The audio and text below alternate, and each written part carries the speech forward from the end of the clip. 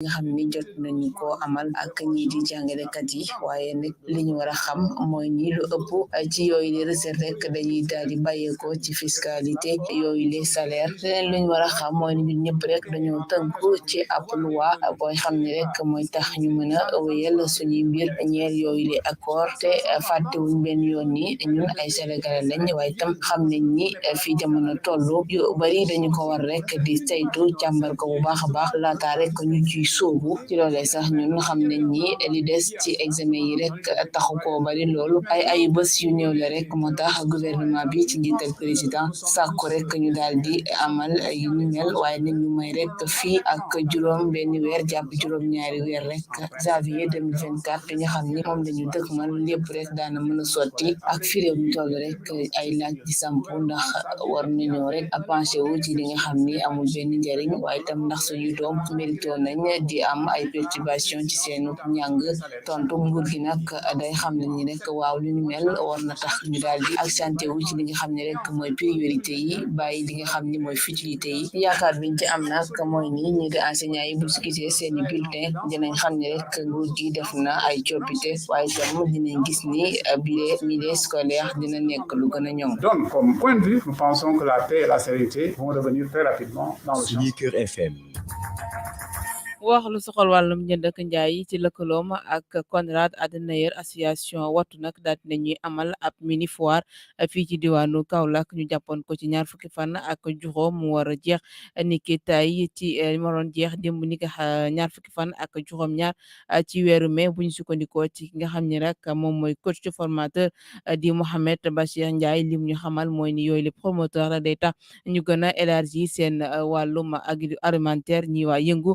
ci wàllum njënd ak njaay ak li nga xam ni mooy production alimentaire ci li nga xam ni mooy réewum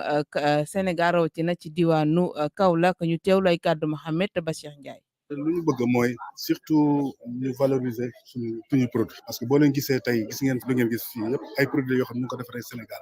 mais malheureusement nañ ko wax rek te dee commercialisation bi toujours posé na problème mais aussi méconnaissance produit te lu ma gën a jaaxal ma jox leen benn anecdote boo leen gisee foño bi tey tubaab yi liggéey nañ ci def ci étude ba gis ne vraiment ci côté diabète bi glycémie bi mais loolu daf ci am solo mais malheureusement ñun tey koo ne lekkal foño mu naan lan mooy foño alors que tubaab bi mu ngi nekk def ay kilomètres pour xam lan mooy foño donc ça veut dire que habitude alimentaire la ñu war a nag commencé di changer moo tax nañu indi nag ñii ñëpp tey ñu mën a présenter ça en fait ces produits naturels xam ngeen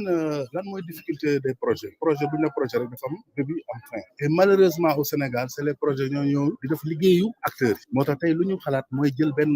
fexe ba ñoom ñu créer benn association bu ñu tuddee Agrisa pour ñoom ñu mën a xool nan la ñuy jàppale en fait seen naataango ñu mën a jaay à l'extérieur léegi nag su dee loolu nag dina gën a yombal liggéey comme sama liggéey mais liggéey yenn projet yi je donne un exemple la meilleure manière bu ñu mën a permettre que nit yi mën a xam produit yi xam nga lan la xeex la rek xeex bi produit ñuy importé nañu fexe ba ñuy aussi taxaw ko wane leen produit ngeen importé am ñu ko gën fii te loolu nag il faut moom sensibilisation ñuy wàcc ci terrain bi di dem ci école yi di dem ci yenn lieux yi di présenter produit di wax lan mooy bien fait produit loolu nag du liggéey projet mën na leen jàppale mais acteurs yoo xam ne ñoo ci nekk ñoo war a def liggéey boobu moo tax ñu créer maanaam poussé ba ñu créer benn réseau bi naan Agrisa muy association des agriculteurs pour la sécurité alimentaire. Suñu Kër FM. dañuy des ci wàllu wi ni mel ba tey ci mini foire boobule ak nga xam ne rek mooy Mahmoud Diop di directeur régional bu développement di ARD moom nag lim ñu xamal mooy ni mbébét yi mini foire boobu du leen rek lu dul valoriser yenn ci ay produits waaye itam gën a mën a dimbale ñi nga xam ne ñooy producteurs yi ñu mën a jaay seenub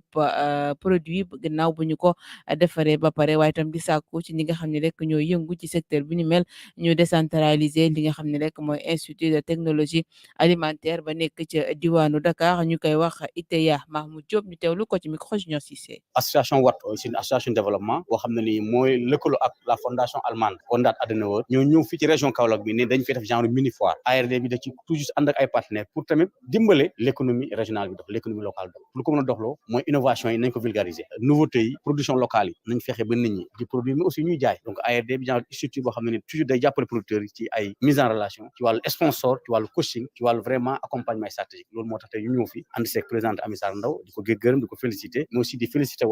aussi partenaire Watt yi fi nekk yëpp ak fondation bi boo xam ne moo tànn Kaolack tey ci Sénégal gi ñëw parce que Kaolack bassin arachidier la bassin céréalier la fondation bi Kaolack lay njëkkee lii pour def genre mini foire boo xam ne du nekk foire normale mais c'est mini foire dans l'esprit pour donner idée ne développement mën na am à travers la proximité à travers les productions locales les céréales locales ñu di ko jaay di ko consommer aussi Gambie ñëw nañ j'ai vu que exposants yi am na 5 producteurs yu Gambie yu ñëw toog fii andi seen i produits donc Sénégal ici war nañ ci xool ñoom ni ñu produire ñu jaay ci suñu biir donc déjà Gambie mën na nekk benn marché potentiel avant nga dem feneen Gambie jege na Kaolack 100 kilomètres ñoom am nañ intérêt di jënd si Sénégal aussi am nañ intérêt di jënd loolu moo nekk vraiment CEDEAO économique locale la CEDEAO là qu'on parle ça doit être aussi entre les collectivités entre les territoires entre les organisations locales ñoom ñu ànd di liggéey di gëmante di jaayante ñoom seen biir loolu mooy andi développement de l'Afrique loolu mooy andi développement des territoires boo xoolee ñi produit tey bëri nañ mais problème bu ñu am mënuñ ko dugal dans les marchés formels organisés donc loolu aussi mooy rôle coopérative ku mel ne coopérative de l'agroalimentaire bu Kaolack mi ngi ci xam naa ne ay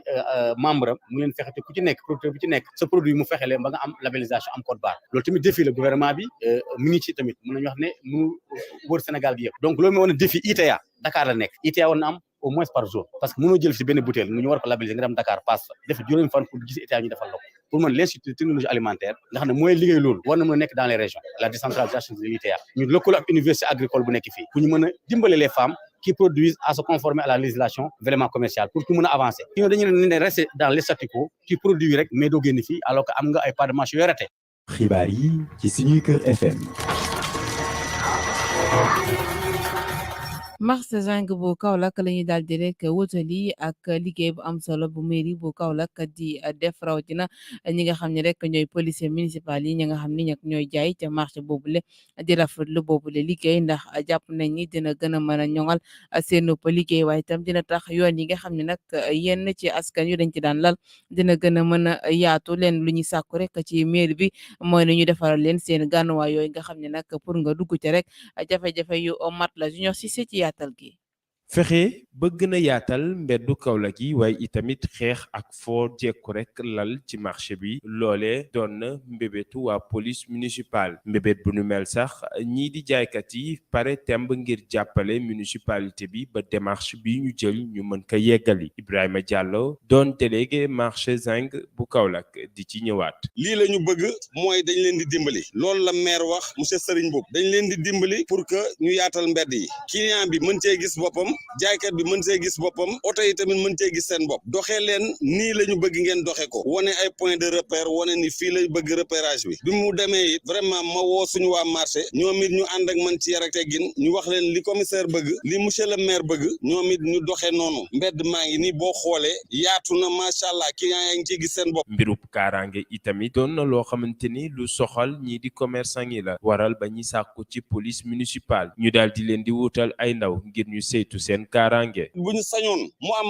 agent municipalité yoo xam ne dañ fiy ñëw di monter parce que amoon na fi parce que marché nit ñëpp a fay daje te ay nit mbooloo fu ñuy daje rek parfois mën na am rëqante yu demee noonu. commerçant yi daal di rafetlu bu baax a baax liggéeyu maire bu Kaolack laata rek ñuy sàkku ci moom mu jàppale leen ci ay bërëbu gaanuwaay. am nañu ay douche nag ay toilettes yoo xam ne mi ngi fii ci biir toilettes yooyu boo fa demoon du la neex mën ñu fa sax yóbbu gan salte na salte goo xam ne bëggoon nañu moom mu jàppale ñu ci toilettes yooyu waaw toilettes yooyu bëggoon nañu mu jàppale ñu si. ay bisa ngi nii police municipale bu Kaolack di amal liggéey bu am solo ñoom ñooñee ñeel lu soxol gën a yaatal mbeddu Kaolack yi waaye itamit ci fexe ba désencombrement dañ ci marché yi liggéey bi nu mel askan wi daal di koy rafetlu rawatina ñii di commerçant yi di sàkku ci seen naataangoo yi ñu jàppale municipalité bi ngir ñu suqali diwaan bu Kaolack. jaajëfal ko moom Junior Cissé ci xibaar yi am solo yooyu le dañuy daal di wax lu soxal wàllum tàggat yaram ñeel qualification jëm ci CAN 2023 bu Côte d'Ivoire 2023 ci loole sax moom Aliou Cissé daat nay fësal liste bu ñaar fukki joueur ak juróom-benn ñi nga xam ne nag ñoom lañ convoqué ñu nekk ñu yees di kii di Iliman Ndiaye ak Demba Seck waaye kii di Alpha Diokou moom nag bi mooy ñaareelu yoon ñu koy convoqué ci équipe nationale bu Sénégal ñi nga xam ni duñ jote jongante ci diggante Sénégal ak Bénin nekk kii di Bamba Dieng ab gaañu bu mu am ci foofule ci diwaanu Marseille ak kii di Bouna Sarr waaye itam Mambala Thiam ñooñu le nekk nañ ñoo xam ne duñu bokk ci équipe bi joué diggante Sénégal ak Bénin. juróom fukki simili ak ñeent mu daal di bootu ci benn waxtu ñaareelu xaaju xibaar yi lañuy daal di addu doore ko ak xibaar yi biti réew dañ ci ànd ak Cheikh Tidiane Dansokho. mbokk yi dal leen ak jàmm ci seen xibaaru biti réew yi des koy dooree foofee ci réewu Mali gannaaw ba nga xamante ne ñu ngi am 22e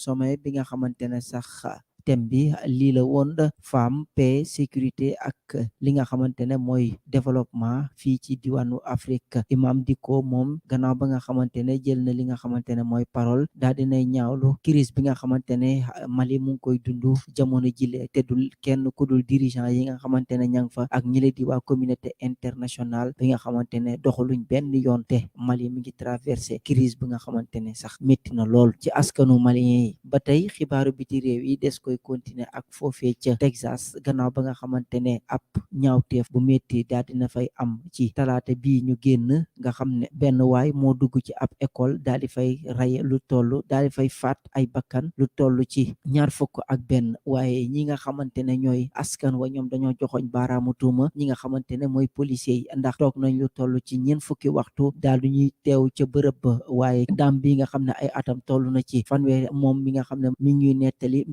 mbir mu doy waar nga xam ne am na ci boobule école la nga xam ne ay xale yu ndaw ñoo fa doon jàngee moom mi la sax nga xam ne dafa yoroon liyam di arme nga xam ne dafa bëggoon dugg ci biir école bi ngir rey ki nga xamante ne moo doon def ñaawteef boobu waaye police da ko daal di téye ne du dugg ci biir waaye moom ba tey mi ngi ñaawlu policiers yi li nga xamante ne def nañ ko mu mel ni sax dafay mel ni ñaawteef boobu noonu policiers yi dañ cee daal di ànd laataa ñuy faat ki nga xamante ne moo doon def ñaawteef boobu xibaaru biti réew yi des koy jeexalee ak réewum Burkina Faso nga xam ne lu toll ci ay dizaine de personnes daal dinañ leen rey daal dinañ leen faat foofee ca dëkk ba ñuy wax Majuri te identifié wu leen benn yoon ñi nga xam ne ñoo def bile attaque gouverneur bu région ba daal dinay génnee ne kenn identifié leen waaye lu ëpp ci juróom fukki nit daal dinañ leen faat waaye mu doon ay nit ñoo xam ne kenn mënu leen a identifié ndax reyin bu ñaaw biñ leen def waaye ñi leen daal di def ñaawteef boobu dañoo daal di daw waaye ñi ngi leen di topp foofee ca bët gànnaaru réew ma mbokk yi li moo fi gënoon a rus ci xibaaru biti réew yi di leen jox dig daje ba beneen yoon. canta ngërëm ñen la ko moom Cheikh Tidiane Dansokho ci xibaar yi biti réew yooyu leen neskis yu dikk ak yéen ci ponk bu mujj bi. xibaar yi ci suñuy kër FM. léetu yëglekaay yi xëy tey dañ ci ànd ak Mouhamadou Junior Cissé. dal leen ak jàmm mbaa yéen a nga ca musiba mamba kumba bu xew fële ca diwaanu Tiwaawoon daal dinay ëpp ci nopp rawatina askanu sénégalais yi waral ba yéenikaay yi ñoom ñëpp niki tey daal di koy song bokk na ci la wéree journal naan ñu fukki gone ak benn ñoom ñoo ñàkk seen bakkan fukki liir ak benn ñoom ñoo ñàkk seen bakkan ci ab lakk goo xamante ni daal dinay am ca service néonatal bu l'hôpital bu Tiwaawoon yéenikaay bi di la wéree journal naan ñu drame bi kañ dafa ëpp lool mbir mi ëpp na doole foo ko natt weesu na ko yéenikaay bi di Dakar Times naan li nu mel xel mënu kaa xalaat waaye itamit dees nañ kaa mën a nangu lu toll ci ñeent liir yu ñàkk seen bakkan ca Linguère ci atub 2021 fukk ak benn daal di faatu ca Tiwaawoon ci atub 2022 loolee moom la Sénégal di dund niki tey yéenikaay bi di Le Quotidien naan ñu lakk gi nga xamante ni daal dinay am sa hôpital Abdoul Aziz Sy Dabakh fële ca diwaanu Tiwaawoon daal dinay doon mbir moo xamante ni ëpp na loxo ndax fukki liir ak benn ñoom ñoo fa lakk ba doon doom li nu mel doon ab mbir boo xamante ni tax na ba kilifa yi daal di jël seen matuwaay bokk na ci ñoom ñooñee njiitu réew mi Macky Sall ci biir yéenikaay bi di Vox Populi naan ñu daal di décréter ñett fanu deuil national ngir liir yooye nga xamante ni ñàkk nañ seen bakkan yéenikaay bi di Le Mandat naan ñu déet kañ njiitu réew mi yemul foofu ndax daal dinay dàq ki nga xamante ni moom moo di Abdoulaye Diouf Sarr moomee daal dinay tëpp yéenikaay bi di Le Témoin Quotidien naan ñu Abdoulaye Diouf Sarr faatu fukki liir yeeg benn yi moom moo ko daal di yóbbaale ba faw maanaam ci gàttal doonatul ministre de la santé kaka remplacé mi ngi ci biir yéenekaay bi di Le Mandat muy docteur Marie Khemesse Ngom moom moomee nga xamante ni xàmmee woon nañ ko lool ci jamono coronavirus moom moo daal di jël lengey wuutub système sanitaire bi wuutub Abdoulaye Diouf Sarr ci mbiru wérgu yaram bi ci mim réew Walf Quotidien naa ñu Abdoulaye Diouf Sarr kañ daal dinay paye ngir coupable yi Macky Sall daal dinay dagg boppam L'Observateur naa ñu mbir mi kañ horreur dëgg la faatu gone yooyu nga xamante ni ñoom ñoo dooroon juddu bokk na ci ñoom juróom-ñett góor ak ñett jigéen. yéenekaay bi di Alerte Quotidien di jox kàddu kenn ci way juru gone yooye nga xamante ni ñu ngi dooroon juddu bokk na ci ñoom Anta Sey moom moomee di Anta Sey mi ngi xamle ne doomam ju juróom-ñeent fan képp la am dañ kaa tudd tey xëy suba mu daal di faatu ci lakk gi nga xamante ni moom moo am noonee rek moom jàpp na ne métti na méttaay goo xamante ne foo ko natt weesu na ko te nit mënatul remplacer lam jot a perte. Anta ci biir yéenekaay bi mi ngi waxi dëggam keneen kuy waxi dëggam mi ngi ci biir yéenekaay bi di Vox Populi muy jëwriñ juñ dénk wàllu koppar gi maanaam finance gi di Abdoulaye Daouda Diallo daal dinay recadrer tegaat bu baax a baax ñi di waa G7 syndicat wu jàngalekat yi ci seen ànd ba noppi daal di leeral mbir yi ndax ñoom ñoo ñee di jàngalekat yi jamono ji dañoo soobu ci aw grève boo xamante ne boo muy dina jur musiba mbamba kumba. yéenekaay bi di réew mi quotidien naan ñu mbir mi kañ yemu foofu ndax ñi nga xamante ni ñoom ñoo di élèves yi dañoo tiit jamono ji rawatina ñi nga xamante ni ñoom ñoo nekk ci classe de l'examen yi ñoom ñoo ñee ñi ngi sàkku ci kilifa yi ak ñi di jàngalekat yi ñu daal di xoolaat seen avenir bu baax a baax ndax jamono ji moom moo nekk enjeu. keneen koo xamante ne joué wul benn yoon ci dëggam la nekk mi ngi ci biir yéenekaay bi di Le Quotidien mu naan ñu fële sa diwaanu Koumpentoum ka nga xamante ne moom moo waroon teg nit ñi ci yoon di àtte yoon muy président tribunal ba daal dinañ koy accusé viol moom moomee sàkku ay jigéen lañ ko daal di tuuma la kuréel gi di IGAJ fas yéene saisiru ngir càmbar mbir mi xool fan la féete ak dëgg gi num demee neneen keneen ku nit ñi jàppoon ne day fox mu def ko dëgg mi ngi ci biir yéenekaay bi di Alerte Quotidien mu ñuy xamal ne fële sa diwaanu Ndakaaru ca centre ville ba ab soxna moom moo fa xaru yéenekaay bi naan ñu ca immeuble EGBS ba la daal di yéeg ci kaw daal di cuppeelu mel ni kuy wàcc parent mujjee ñàkk bakkanam soxna soosee nag bokkoon na ci au cadre banque bi nu mel ndax ca banque wala doon liggéey keneen koo xamante ni liggéey ba mu def ñaaw na mi ngi ci biir yéenekaay bi di Libération mi ngi wuyoo ci turu Fatou Badji mbir mi ngi xewee fële sa diwaanu Kubanawo yéenekaay bi di ñu xamal ne gone si di Fatou Badji ay atam toll ci fukk ak juróom-ñeent moom moomee dafa rey magam bu góor li ko wund dul lenn lu dul génn yi mu doon amal niki guddi gi sa guddi rek mu daal di génn magam bi taxaw ci tànkam ne loolu dina dakk ci kër gi ndax mënta nekk xale bu jigéen ba noppi guddi gi jot muy guddee tëdd noonee rek moom gone gi mënul muñ tere gi nga xamante ne mag ji daal dina koy def mu mujjee kaa faat allah juma mubarak ba suba jàmm. canta ngaram ne na ko moom Mouhamadou Junior Cissé ci li ëttu yëglekaay yi xëyee tey moo daal di yëkkati jotaayu xibaar yi jàcc falaat ko moom Eli Birahim mi fare woon ci xarala gi di leen ñaanal kenn du jàmm juma mu baax.